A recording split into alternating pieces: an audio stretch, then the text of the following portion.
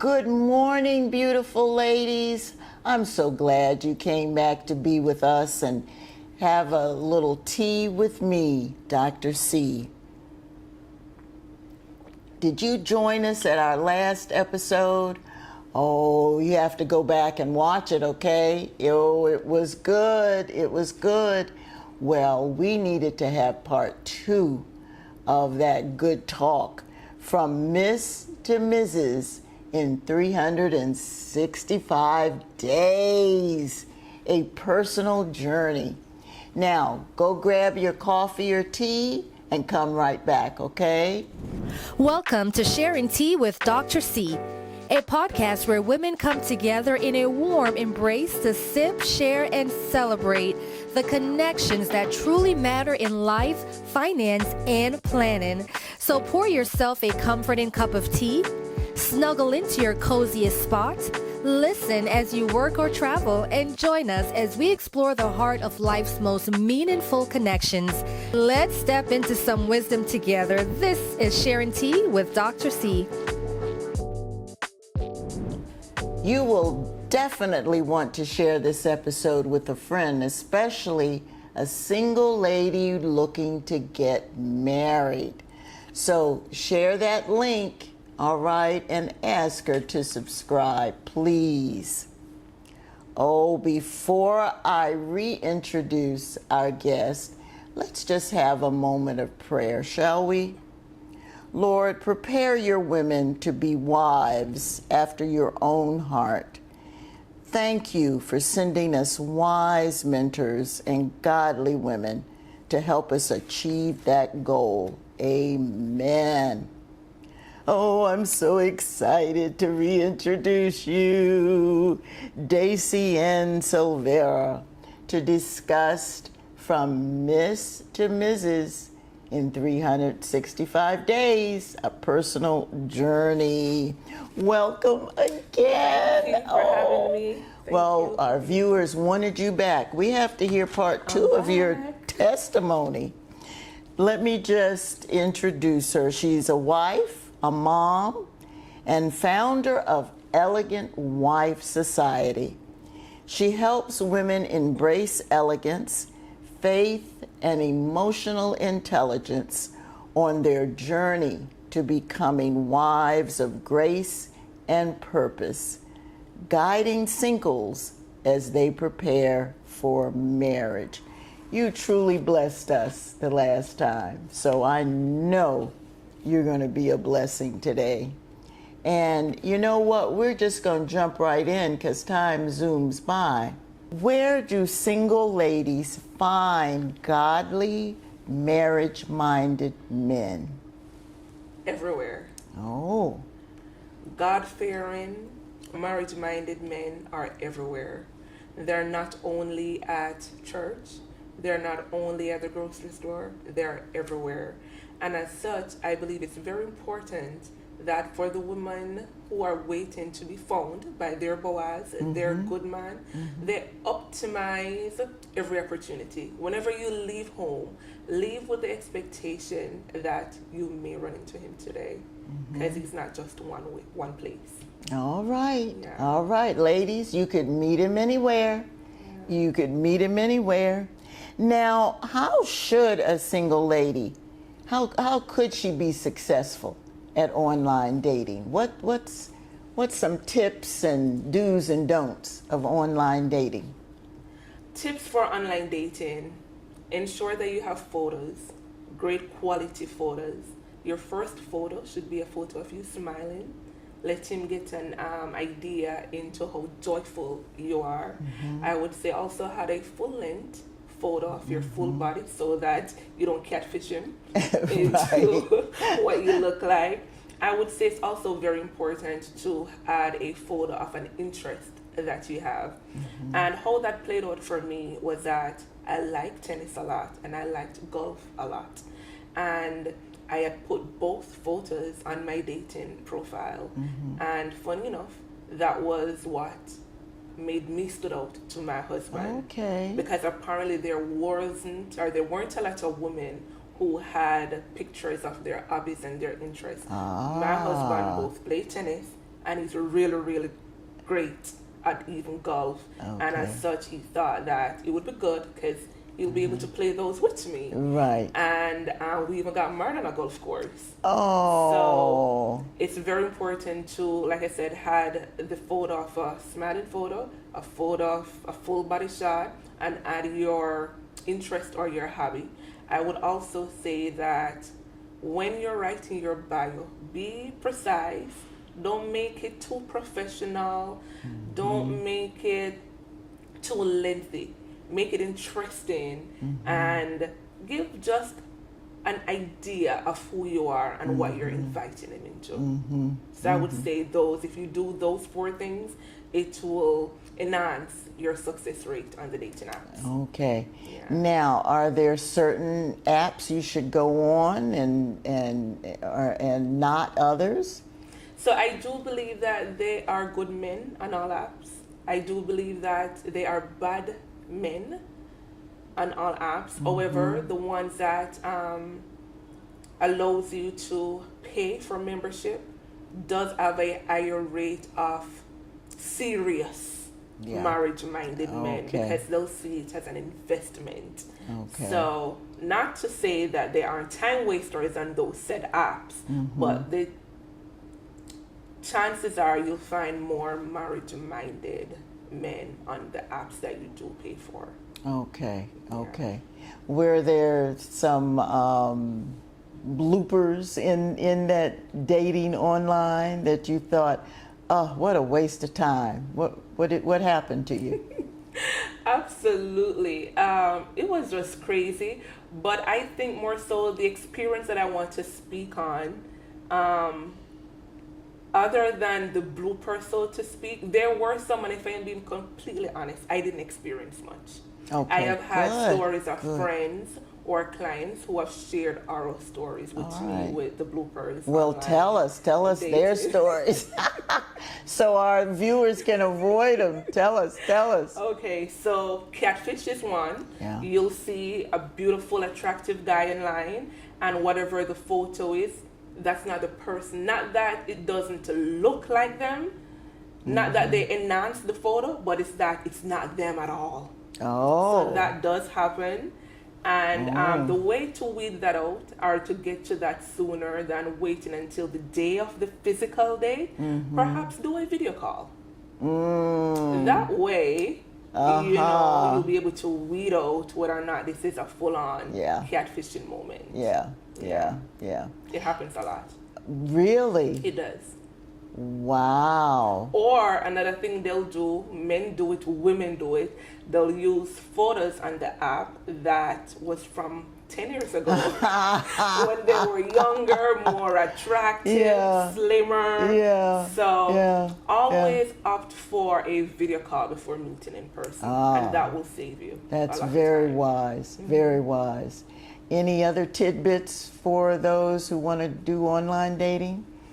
What other? Okay, online dating, as the word says, or the phrase is online dating. A lot of people, women that I've come across, what they do is that they'll say that they're dating someone and it only ever lives online. Oh. So how I prefer to encourage my ladies, look at it not so much as online dating, look at it as online meeting. We meet online. We're not dating Very online. good. Very And good. for me, funny enough, I met my husband November 6th. Okay. And we went out November 6th. Oh. Couple hours later than when we met earlier in the day. And oftentimes I'm asked why so soon. And I would say that, of course, not all situations are the same, and I'm not sure if I'll necessarily encourage it, but I was the one who reached out to him first. I said hi, and then he said hi, and then we followed up with a conversation. He opted to call me, and we spoke on the phone for maybe 3 hours. Oh. And in that lengthy conversation we had, I felt peace. And of course, he could be pretending to be somebody else. He could have lied, but I didn't feel that. Okay. What I felt was a lot of peace and ease. And so he asked if I have any plans for the rest of the afternoon. I did. I told him where I was going. He asked if he could join, and I said sure. And so we went to a jazz lounge because I love jazz, I love live music, and that's where we had our first date. Oh my goodness. And how soon did you know that was the one? Don't say that day. Even if I didn't know for sure that day, I was very hopeful. I was very optimistic. And I was prayerful from that day based on what I had been introduced to. All right. Oh, how exciting. You sound a lot like me. I knew when I met my husband that he was the one. Yeah. You know, sometimes you just know, right? I agree. You just know, I agree. you know. Yeah. And that's what he told his aunt. He was staying with her at the time for a brief time while he transitioned from Albany to Rochester, New York. And he told her, he said, I met my wife today. Wow. Well, you just met her, but I know. Wow. So, yeah, sometimes you just know, don't you? Absolutely, absolutely. Yeah. And like I said, the gentleman I dated before, I know I had wasted my time. So when I had met my husband, I had put it on the table. And I know some women, they are threatened whether or not they should because they're afraid that men will say that they're too marriage hungry or desperate. And I believe that the way in which it's delivered makes all the difference. Well, how would you say it? How would So you first say and it? foremost, you'll ask them what it is that they're looking for. I think that's an honest question to Yeah, ask. I do too. And we did. And I think it was, for me, what excited me about my husband then wasn't so much that he wanted a wife, was just the joy that he displayed in wanting to be a husband. Oh. And I remember asking him about whether or not he had children. He didn't. And he was like, I want to have children with my wife.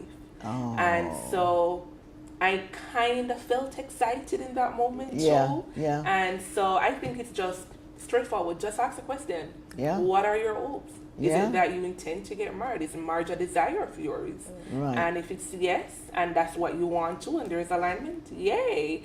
And if it's not, you may be disheartened a little bit, but it's okay. Let it go. Yeah.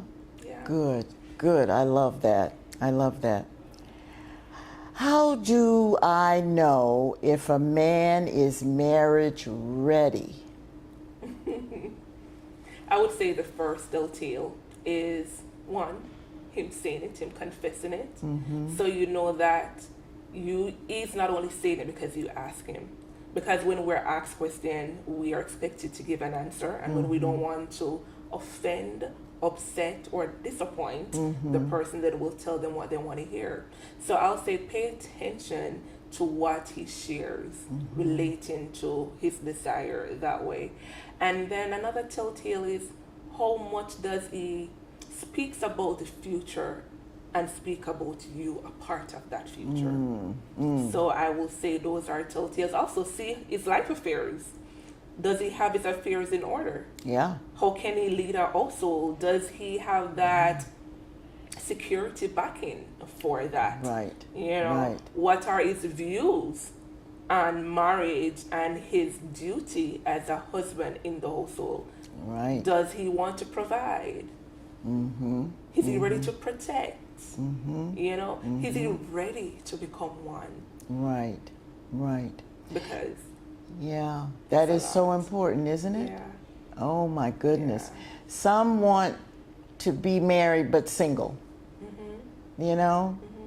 I want to hang out with my friends and but come home to a good meal and a good woman.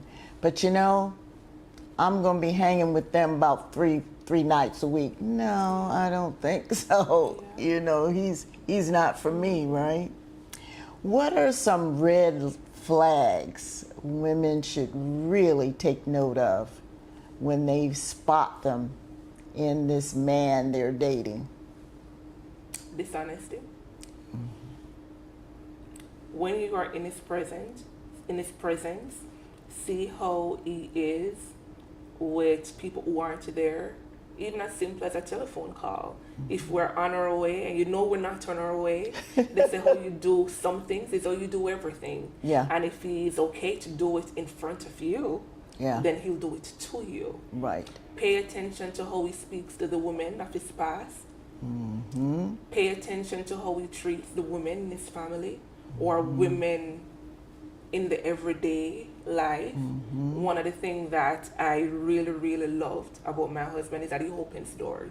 And he doesn't just open them for me. He's very patient when he's driving on the road. He doesn't go honking his horn all the time and always in a rush. And I think that it showed me his heart. So I would say the red flags to be careful of is anger management as well. How he responds to things that are not in his favor. Yes, that's a good one. That's a good one. How he treats his mother. Absolutely. You know? Absolutely. How he treats his mother. And you're so right. How he talks about former girlfriends and, you know, and, well, why did you break up? It's all her fault. Well, yeah, you know, did you have anything to do with it? You know, accountability. Yeah, yeah. Or what did you learn from it? You know, yeah. Absolutely. There are things that men show us and we just refuse to see, aren't they? Absolutely. Women do that oftentimes because they're afraid there isn't another man out there for them. Women do that sometimes because they're like, this is what I deserve. And there are other women who just don't know better. Yeah. Yeah. Well, thank God for you. Amen. Amen. You know, the other thing is that really strikes me is if he had 2 divorces, I want to meet them. I really do. Now, you know, that's pretty much up for debate, I think, with a lot of women. But if he says, oh, no, you don't want to meet them because they're crazy, well, you know, that tells me something about you. He likes crazy women. Because I really believe that you could see through crazy. Absolutely. You know. And I really believe, you know, he should say, sure, we left on good terms, or, yeah, there was a little bitterness in the beginning, but we both worked it out. Right. And, or, you know, or I learned X, Y, and Z, you know, but sure, you can contact them because I want to know what I'm getting into. Right. Do you agree with that, or not meet the women? I think who I was probably 3 years ago, I would say I wouldn't want to meet the women. But I think as I've gotten more mature, more open, I am like, why not? Because to your point, it does show whether or not he has grown and if he had taken any accountability for what transpired. Right. Yeah. And you can tell if she's crazy. Right. I mean, you can say, well, I see why he, you know, yikes. You know, Absolutely. You can tell. You can tell. Good. Now, what other little tidbits do you need to tell us in your testimony? You gave us your testimony last time. So what else do you want to share with us on your journey to becoming a wife? I think the way that you wait makes a whole lot of difference. Okay. What do you do while you wait? Yes. And I would always suggest that get hobbies, get a life outside of just waiting for a man, something that excites you, so that when you do meet that man, you have something beautiful to share with him. That's right. And when you do have something to do, and the way that you wait, what it does is that it helps you to not become overwhelmed in your season of waiting. It helps you to not become discouraged or to idolize the husband. So how you wait make a lot of difference. And I would also say that how you prepare. Because it's one thing to say we want a particular thing, but are we preparing for it? The ways I would say that I believe I prepared, like I said, I'm not from a family of marriages. So I had a lot of mentors on marriages from books, from other people's testimonies. And as such, one of the things I remember I heard probably listening somebody's story, and it was because I slept alone, I lived alone. Well, I didn't live alone, I lived with family, but I had my own room. And I used to sleep in the middle of the bed. And to the podcast I was listening to, it was like, how are you preparing for a spouse, somebody to share the space with you if you haven't created that space? So preparing is mental, but it can also take place in your physical. I remember clearing out one drawer on my nightstand, even though I know he wasn't living with me, nor was he coming over to spend the night, but those were how I was actively making preparation. I learned a few good recipes. You know, I believe that I hooked him on my salmon. All right, all right. So preparation is very important. And when we look at the book of Esther, and realizing that the women were put away in rooms for 6 months to go through their beauty treatment, that was preparation. Right, right. Or even in the story with Ruth and Naomi, how she was instructed to, you know, put on her perfume and go to his bed, the foot of his bed, and sit. So there was a lot of preparation that took place for that to happen. She didn't just arrive and the farm and then went. So there was a lot of work that was done on the inside. How do we soften our demeanor? How do we learn soft skills? You know, so preparation is very important. I love it. How you wait. How we wait, ladies. How are you waiting?